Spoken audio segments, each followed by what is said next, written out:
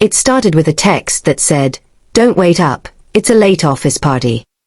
That was at 8:47 p.m. By midnight, I was still staring at my phone, reading those words over and over. My wife, Claire, had gone to a celebration her boss was hosting, some corporate success event. It wasn't unusual for her to attend these things, but something about that message didn't sit right. We'd been married for 6 years, and lately, I'd started noticing the small things, the way she smiled at her phone, how she changed her passwords, how she started working late, more often than usual. Still, I told myself not to overthink. I trusted her. Or maybe, I wanted to. By 2 a.m., I called. No answer. By 3:30, the call went straight to voicemail. That's when the pit in my stomach became a certainty. When morning came, I hadn't slept. I heard the key turn in the lock around 6:15. She stepped inside, hair messy, heels in her hand, and a smell of expensive cologne that wasn't mine. I didn't say a word. I just sat there at the kitchen table, coffee in hand. She froze when she saw me. "Ethan, you're up. I could ask you the same," I said quietly. She hesitated, then said, "I crashed at Mia's. You know how late it got."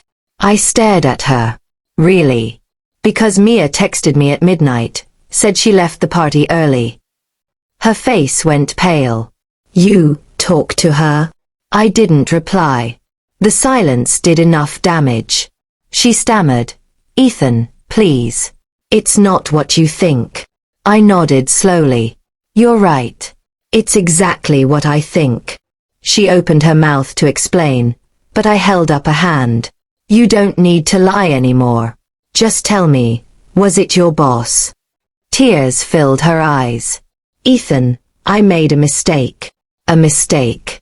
That word again, as if betrayal was something you could fix with an apology. I stood up and walked past her to the counter. "You know, I spent all night thinking about what to do," I said. "And I realized something." She blinked. "What?" "That trust isn't something you rebuild. Once it's gone, you either live with lies, or you walk away." She looked terrified now. "You're leaving me?" I turned toward her, calm. "No. You're leaving me." Her lips trembled. "Ethan, please. It was one night. It didn't mean anything." I almost laughed, not out of amusement, but disbelief. One night meant everything, because it showed me who you really are. Then I nodded toward the table. "There's a letter there. You should read it." She glanced down. It was an envelope, divorce papers, signed, "Ready." Her knees buckled slightly. "You, already?" "I called my lawyer yesterday," I said. "I had a feeling tonight would confirm what I already knew." Her tears came fast now. "You planned this." "I prepared for it," I corrected. "You made the choice." She dropped into a chair, sobbing. "Ethan, please, we can fix this. I'll quit my job. I'll do anything." I shook my head. "You had a choice before all of this. You didn't pick me then. Don't beg for me now." She looked up, desperate. "Do you still love me?" For a second, I almost said yes. Because love doesn't just vanish overnight. But then I remembered the text, the missed calls, the scent of another man on her skin. I sighed. "I did. More than you'll ever know." I turned toward the door, but before I walked out I said, "By the way, your boss?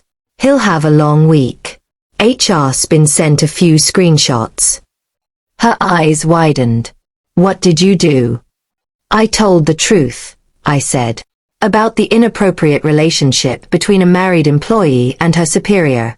You wanted to play with fire. Now he'll feel the burn too." She gasped. "You ruined both our lives." I looked back one last time. "No, Claire. You did." Then I walked out. That morning, the sun was rising.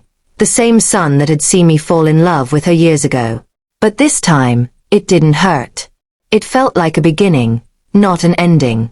A few months later, I moved to a smaller town and opened my own design workshop. Simple life. Honest life.